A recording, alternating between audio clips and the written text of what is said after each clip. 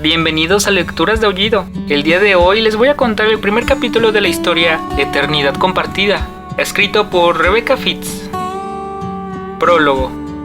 Romulus había dejado atrás la comodidad de su hogar y el abrazo de su familia, a su esposa con un bebé apenas nacido, y la seguridad de su pueblo, la cual recaía en sus manos aquella fría madrugada de 1916. Había partido en medio de plena guerra, porque a pesar de ser el líder de la manada, tenía una misión igual de importante entre las garras. Le había prometido a su vieja amiga que encontraría un lugar seguro para su pequeña hija que también no había nacido hace más de 2 meses.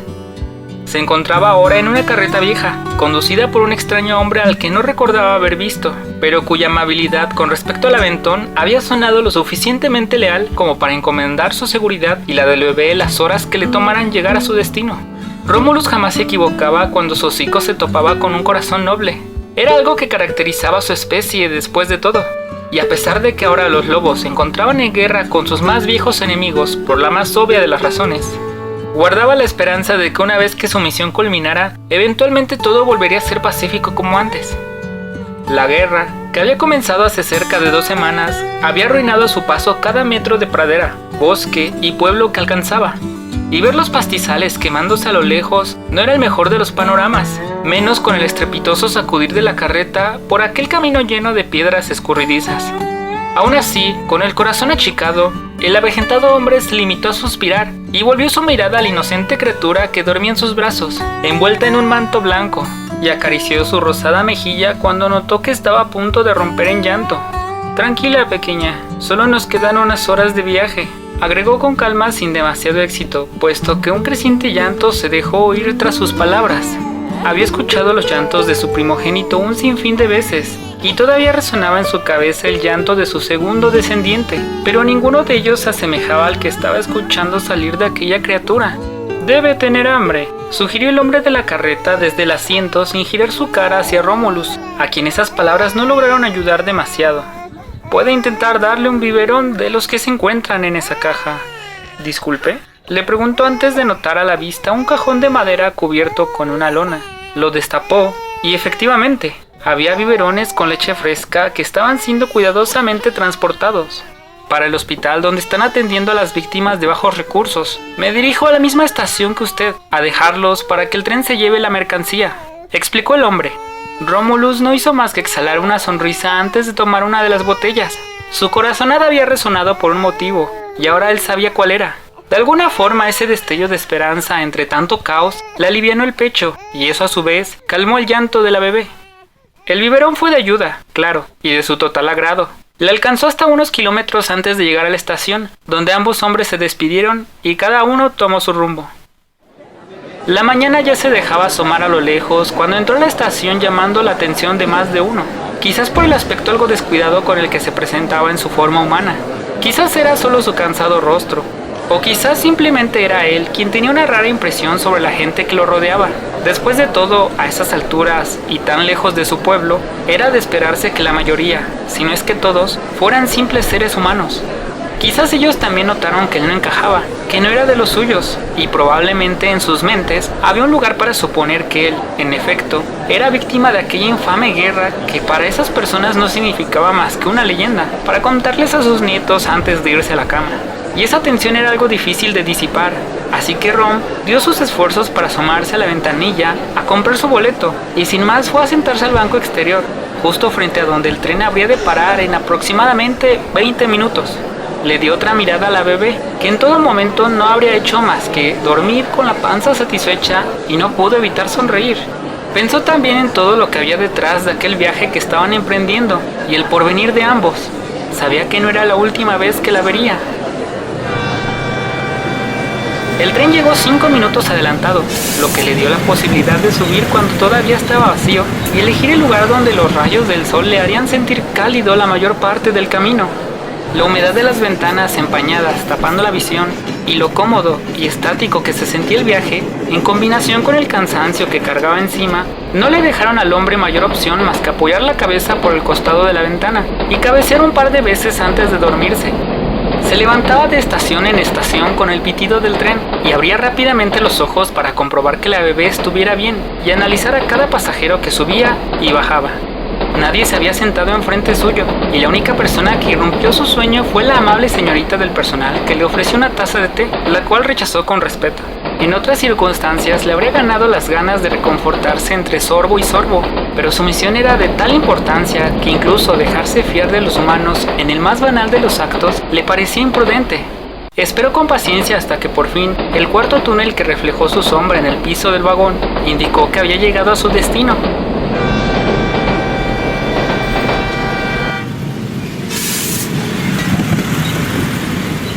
Con cuidado salió del tren y después de cubrir bien a la pequeña, emprendió viaje a pie por el pueblo. Hizo aproximadamente 5 cuadras de calles que apenas estaban siendo concurridas y todavía se encontraban borrosas por el rocío de la mañana. Había estado allí hace mucho tiempo, cuando de cachorro su padre lo mandaba con su hermana mayor a ayudar con las celebraciones del orfanato del pueblo. Como líder de la manada, su padre le había inculcado valores que formaban cada parte de su ser, y él ahora, también como líder, se había encargado, y se seguiría encargando, de pasárselos a sus hijos. La lealtad y la nobleza de un corazón podían medirse por la fortaleza de los vínculos que formaban, y el hecho de estar volviendo a ese mismo orfanato casi 2 siglos después decía mucho de él. Llegó a las puertas de aquel viejo edificio, a eso de las 9, y tocó la puerta no sin antes suspirar de alivio. Eran inconmensurables los kilómetros que había recorrido, y el ambiente se sentía cientos de veces más seguro que en su pueblo. Lo único que rogaba todo el tiempo era que su familia estuviera igual de sana y salva que él. «Romulus Wolfsburg», dijo una voz femenina después de que la puerta se abrió, y entonces su rostro se encontró con el de aquella amable mujer que alguna vez conoció. «Estuve esperando a que llegaras desde que tu carta tocó mi escritorio». Su voz seguía sonando igual de calma, y la calidez del lugar, una vez que entró, también le parecían seguir intactos. «No puedo poner palabras lo agradecido que estoy por haber recibido tu ayuda», expresó él, mientras la señora le extendía los brazos para cargar a la niña, y la observaba totalmente conmovida. «Te debo a ti y a toda tu familia mucho más de lo que te estoy ofreciendo. No hay nada que agradecer», le dijo ella causándole una gran sonrisa, y ambos procedieron a caminar por el pasillo. El lugar, a pesar de los siglos que llevaba en pie y a cargo de aquella mujer de piel pálida y sangre fría, lejos de ser tétrico o macabro, como muchos lobos hubieran hecho creer a sus crías, se sentía como una enorme casa en la que no existían los días nublados. Es más, era como si los días de lluvia fueran los mejores días para estar entre sus paredes, lejos del frío y el desamparo. Se sentía como estar siendo abrazado constantemente por una madre protectora. Y era eso exactamente lo que la nueva integrante de aquella gran familia necesitaba. Romulus supo desde el segundo en el que su madre la puso en sus brazos que eran los pilares de aquel acogedor lugar los únicos capaces de cuidarla de la misma manera en la que hubiera hecho ella, en el sentido figurado, y también literalmente, puesto que aquella mujer caminando frente a él era de las pocas de la especie contraria en la que Romulus confiaba. Las relaciones entre vampiros y lobos, aún más teniendo en cuenta el conflicto bélico en el que se encontraban sumidas ambas especies, como consecuencia de la ceguera que le causaba la necesidad de poseer el poder la una sobre la otra, eran mal vistas y lo fueron desde siempre. Pero eran esos pequeños casos aislados los que, cuan rosa creciente en medio del suelo helado, mantenían en los corazones la esperanza de que la paz era una posibilidad. Y era solamente una cuestión de tiempo y paciencia de que aquello por lo que él se encontraba ahí de frutos tal y como había planeado meticulosamente y como le había prometido a aquella mujer que le confió el fruto de su vientre antes de que la guerra cobrara su vida.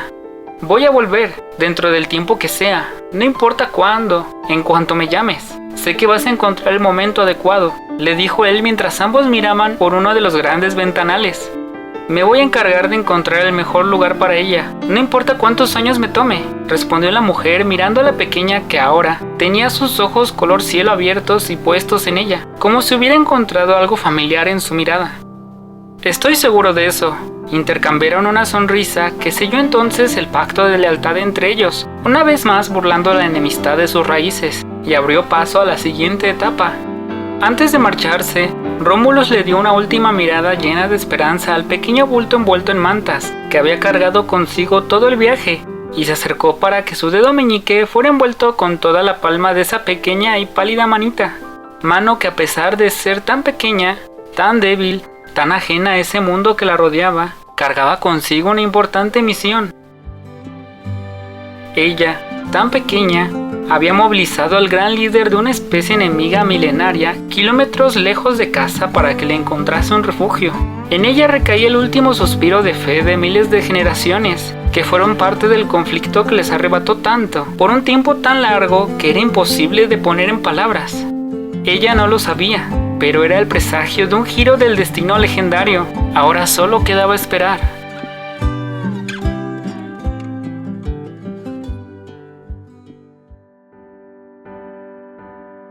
Capítulo 1. Las mañanas de clase siempre eran más difíciles de comenzar los primeros meses del año, cuando todavía el invierno se negaba a borrar sus rastros y trataba de encontrar el equilibrio con las húmedas madrugadas primaverales. Para Rebeca, el único fruto seguro de esa coexistencia era su alegría, la cual, mezclada con la ansiedad que le generaban las exposiciones orales, le estaban haciendo pasar una jornada bastante complicada. Puso sobre la mesa el libro que había elegido para la clase de literatura y se perdió unos instantes al contemplar cómo el título La Nidia, entre guerras y leyendas, sobresalía con relieves dorados y pequeños símbolos alrededor.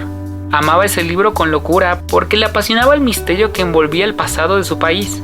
Se sentía como en un cuento de hadas cuando se perdía entre sus páginas, navegando entre todas esas historias sobre eventos y catástrofes ocurridas entre especies milenarias que, según se dice, alguna vez habitaron el territorio.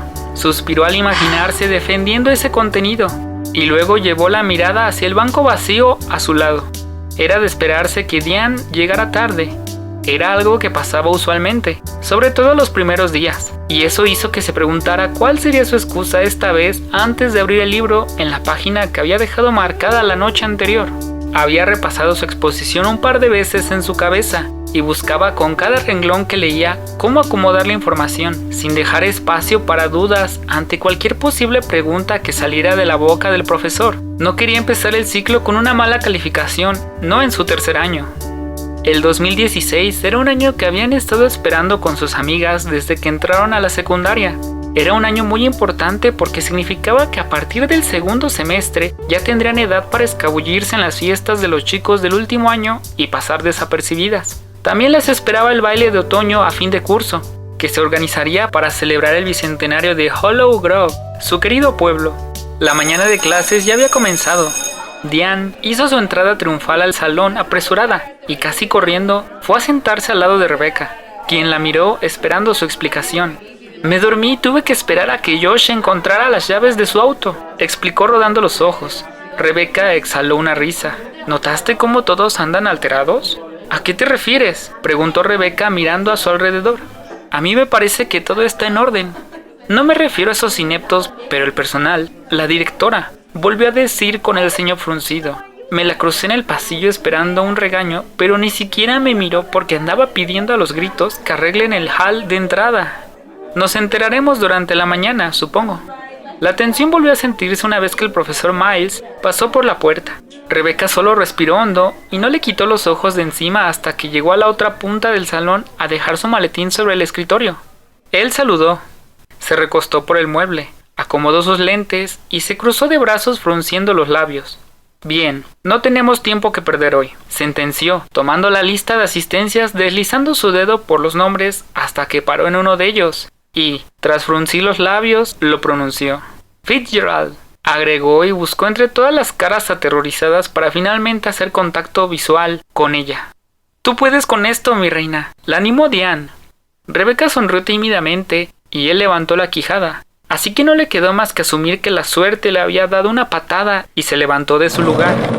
Se acercó al frente de la clase y evitó hacer contacto visual con cualquier persona, menos con el grupo de en medio. Lo hizo por su bien y por su madre, a quien le preocupaba tener que ir por ella al instituto cuando le llamaran a causa de las náuseas que le generaba el pánico escénico. Bueno, comenzó y dejó a la vista la portada del libro que tenía en sus manos. Elegí hablar sobre un tema que me interesa mucho, ya que sus raíces se entrelazaron en algún punto con los de nuestra historia. Miles levantó las cejas desde el otro lado del salón, hacia el cual se había desplazado para contemplar la exposición, y Rebeca intentó concentrarse en eso, y en la mirada de orgullo de Diane. No pudo hacer oídos sordos, sin embargo, al intento de contener una carcajada que forzó una de las chicas del medio de la clase. Conocía de memoria los aires de superioridad que rodeaban a Jocelyn Payne. Era como un lobo feroz cuyo olfato jamás fallaba en identificar a la presa más débil. Y todo había comenzado exactamente el primer día que Rebecca pisó Hollow Grove High, hace 2 años.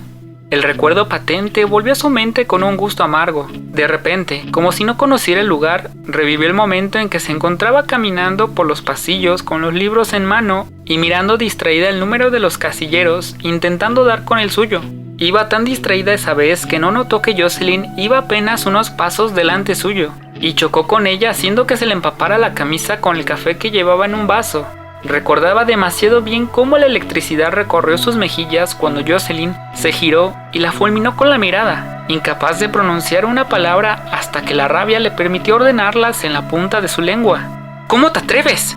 Te juro que no fue a propósito. No vi mi camino, dijo Rebecca apenada. En ese entonces, Jocelyn le sacaba como 1,5 cabezas de estatura, por lo que eso, sumado con el tono en el que le habló, la hizo lo suficientemente intimidante como para hacerla retroceder con cada paso que daba hasta que Rebecca quedó de espaldas contra los casilleros.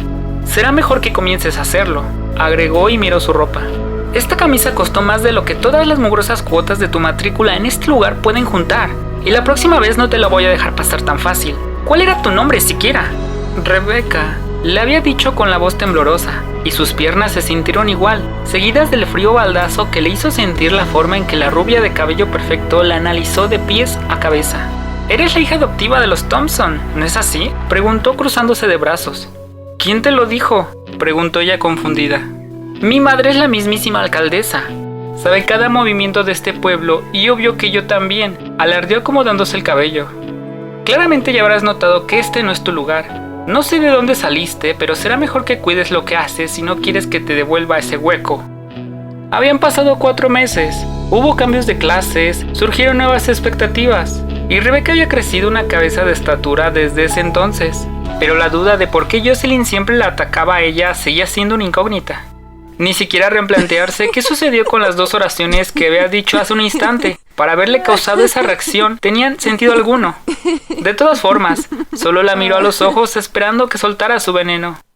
«No me digas, ¿vas a hablar de lobos y vampiros? ¿Es en serio?», espetó. Rebecca apenas pudo despegar sus temblorosos labios y miró a Miles en señal de auxilio. «¿Cuál es el problema, señorita Payne?», preguntó el profesor.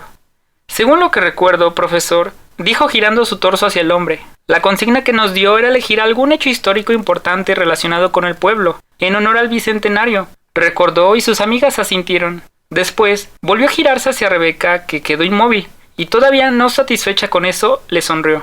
«Normalmente los cuentos de hadas los eligen en preescolar, pero bueno, cada quien, ¿o no?». «Yo...», quiso defenderse Rebecca. «¿Al menos conoces al autor de ese rejunte de disparates? ¿Existe alguna referencia de que haya sido una persona cuerda?».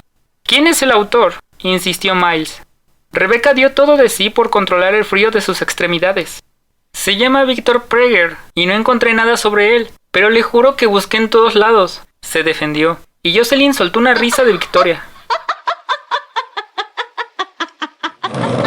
«Ay, por favor, Jocelyn», exclamó Diane, poniéndose de pie y todos giraron hacia ella. «Basta de tratar de hacerle la vida imposible a las personas solo porque el aire es gratis». «Diane, vuelve a acomodarte en tu lugar», agregó el profesor mientras toda la atención del salón, incluida la de su amiga que se encontraba junto al pizarrón, estaba sobre ella. Jamás nadie se había atrevido a levantar su lengua en contra de Jocelyn, o al menos nadie que quisiera soportar su desprecio el resto de la vida escolar. Diane no era ese tipo de personas, ignoraba cualquier consecuencia de la misma manera en la que ignoró las indicaciones del profesor, y no despegó su mirada de quien ahora estaba siendo víctima de su cansancio. «Además, tu padre también se esfumó sin dejar rastro, y nadie anda tras tuyo pidiéndote pruebas de paternidad», sentenció finalmente. «¡Anderson!», vociferó Miles después de que el salón estalló en risas. Rebecca quedó más boquiabierta que Jocelyn. «¡A dirección!», agregó señalándole la puerta. «Como quiera», le respondió ella y se dispuso a salir del salón. Rebecca, que había quedado paralizada frente al pizarrón, le sonrió al profesor sumida en la pena y salió detrás de Diane. Aquel escenario no era nada nuevo para ellas. El año pasado ocurrieron situaciones parecidas, y Rebecca ya se había acostumbrado a estar de testigo durante los reproches de la directora. Así que allí estaban una vez más. sentadas frente a su escritorio. Diane de brazos cruzados y ella con ambas manos en el regazo, apenas respirando mientras la mujer enfrente suyo firmaba el libro donde llevaba registro de todo lo que sucedía. «Tenía esperanza de no tener que cruzarte en este lugar este año, Anderson», le dijo a Diane. «Al menos no tan temprano. No hice nada que no fuera merecido». Se excusó ella y la directora levantó las cejas sin creerle en absoluto. Solo suspiró y se puso de pie para dirigirse hacia la ventana. «Escuchen, este año no es el indicado para seguir tolerando esta clase de inconvenientes. Es el menos indicado, si soy sincera. Y para que sepan lo serio que es, dejo en su conocimiento que la próxima vez que tenga que oír un problema de estos, la consecuencia no será la detención, será la expulsión». «¿Qué?», preguntaron al unísono. «¿Por qué la drasticidad?», preguntó Diane confundida, y la directora se volvió hacia ellas. «La reputación de esta institución durante los últimos años no hizo más que caer en decadencia, y después de tanto tiempo llegó a mis manos una posible solución, de la cual pienso sacar todo el provecho». «¿Y cuál es?», le preguntó Rebecca. «Tenemos un estudiante de intercambio que puso todo su interés en nuestra querida Hollow Grove High, y fue tanto que fue insistente respecto a presentarse a los exámenes de admisión y nivelación», explicó. «Los pasó absolutamente todos con notas perfectas. Empieza sus clases hoy mismo después del almuerzo». «¿No cree que es un poco tarde para matricularse?», vociferó Diane, y Rebecca la miró con los ojos abiertos, deseando que no saliera una sola palabra más de su boca. «Hicimos una excepción porque dejó boquiabierto a todo el plantel docente y a mí. Tiene todo el potencial de destacar en cualquier olimpiada, en cualquier examen de medición, cualquier desafío académico. Eso era exactamente lo que necesitaban estas viejas paredes», agregó con esperanza, y después llevó su mirada a Diane señalándola. «Y no voy a dejar que los problemas opaquen mi oportunidad de restablecer el estatus de este lugar. Ya estás advertida». «Ok», le dijo Diane entrecerrando los ojos. «¿Me puedo ir?». «Hazme el favor». «Nunca la vi tan decidida y esperanzada con algo», agregó Dee cuando salieron de la dirección mientras tomaba a su amiga del brazo y se acomodó el pelo despreocupada. «Se ve que quien sea el nuevo es alguien importante». «¿Más importante que mis escándalos? Por favor, debe tratarse de un príncipe de algún lugar lejano, alguien escapando de un pasado terrible, o alguien que venga a rescatar al amor de su vida y se la lleve de este mundano lugar en un Pegaso. No sé, todo eso como mínimo para lograr opacarme». Fueron interrumpidas por el timbre que indicaba la hora del almuerzo, así que se apresuraron en pasar los salones de clase antes de que salieran los estudiantes, como si se tratara de una estampida. «¿Vamos con cera? Necesito ver de una vez por todas al chico prodigio», le preguntó Diane señalando la puerta del comedor. «Te alcanzo en un rato, voy al baño». Diane sonrió y se fue por su lado. Rebecca tomó la dirección contraria entrando en el primer baño que apareció en el pasillo. Para su fortuna estaba vacío y eso le dio la comodidad de acercarse al espejo y mirar fijamente los ojos color cielo en el reflejo. Respiró hondo y frunció los labios. No podía volver a dejar que Jocelyn le pasara por encima. No debería serle tan difícil al resto suponer y acertar a la primera que ella era de los últimos eslabones. Pero ¿cuánto tiempo y qué era exactamente lo que necesitaba para evitarlo? Ella no tenía ni idea. Parpadeó y se convenció de que un rato con sus amigas no le vendría mal para despejarse, así que salió del baño dispuesta a comprobarlo. Cuando pasó por la sala de profesores, su atención fue robada por un grupo nada disimulado de muchachas que estaban ahí murmurando e intentando ver a través del único cristal transparente que se encontraba en la puerta de la sala. No había forma de que no se tratase de ese tan comentado chico prodigio, así que le ganó la curiosidad y decidió tomar ese camino antes de dirigirse al encuentro con sus amigas. Pasó con disimulo y quedó parada en un punto en el que podía ver el cristal sin interrupciones, y entonces lo vio. Era él. Estaba parado de espaldas a la puerta, hablando con la directora y un par de profesores que lo miraban aparentemente encantados. Por lo pronto, pudo notar que era bastante más alto que ella, que ya llevaba el uniforme y que su cabello era de un rubio ligeramente cenizo. ¿Ya vieron su cara?, preguntó una chica a sus amigas y ellas negaron. ¿Alguien sabe cómo se llama?, preguntó otra. No, nadie sabe nada, le respondieron. Rebecca las había estado escuchando y todo el misterio que lo envolvía le llamó la atención y quedó observándolo otra vez, pensando qué tanto podía revelarse de alguien con ese porte.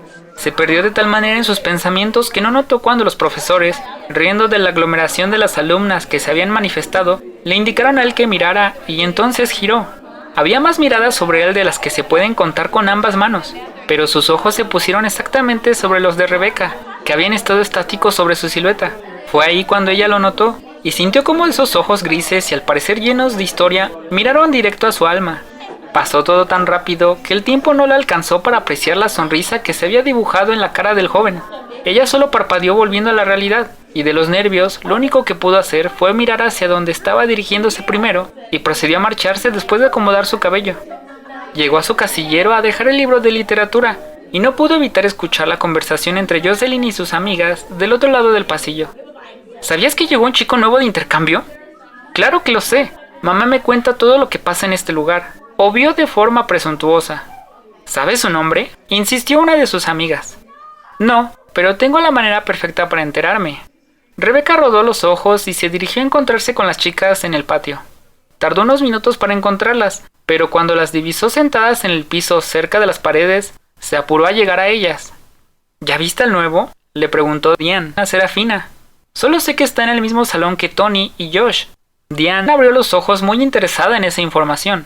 Serafina Spencer era prima de Diane. Cursaba un año más que ellas y estaba en una relación con Tony Montgomery, el hijo de la directora. Usualmente no se metía en líos, pero desde que se relacionó con Tony, y en esos casos, cada tanto, más bien no siempre, se la podía ver compartiendo un cigarrillo con él y su grupo de amigos. Las chicas no la juzgaban por eso, pensaban que era cool.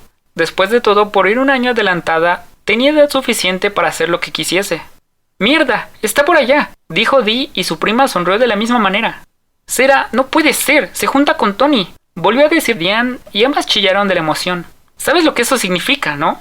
¡A la orden!, bromeó poniendo su mano cual saludo a un general. Voy a recopilar información. Creo que alguien se te adelantó, agregó Rebeca mirando hacia las espaldas de las chicas, y ambas giraron, poniendo la misma cara con la secuencia que atestiguaron. ¡No puede ser real!, lamentó Diane al ver cómo Jocelyn apareció de la nada y se estaba acercando a ellos con una tablilla de sujeción en la mano.